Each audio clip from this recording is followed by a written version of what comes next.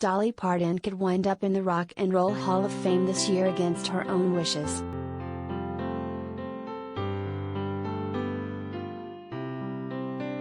Officials for the Rock and Roll Hall of Fame released a statement on social media Thursday defending their decision to nominate the country superstar for induction this year. Though Parton announced she had withdrawn her nomination this week, the statement implied that it was simply too late to reverse course.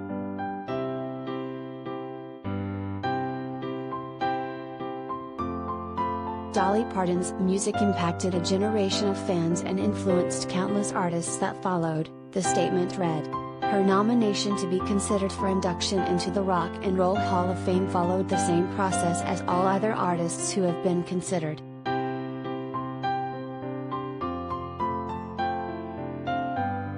Dolly's nomination, along with the other 16 for the class of 2022, was sent out earlier this month to our 1,200 general ballot voters, the majority of whom are artists themselves, for consideration for induction at our ceremony, it continued.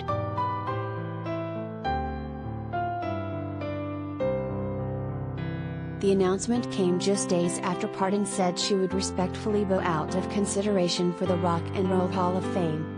In a lengthy statement posted to her social media platforms, the 10-time Grammy winner wrote that she was extremely flattered and grateful by the honor, but did not feel that I earned that right to be in the running.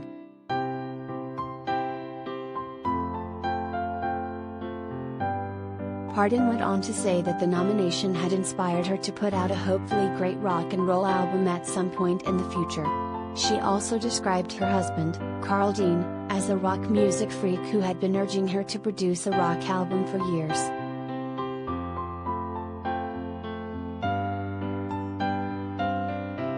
For years, the Rock and Roll Hall of Fame's annual list of nominees has stirred debate among music fans over what truly defines rock and roll. In addition to Parton, the 2022 shortlist includes Eminem, Lionel Richie, and Dionne Warwick, whose music would not be considered rock by traditional standards.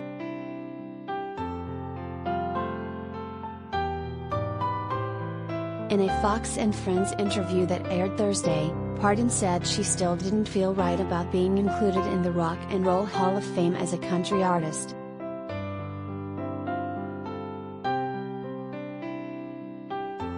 It kind of would be like putting AC/DC in the Country Music Hall of Fame, she explained. That just felt a little out of place for me.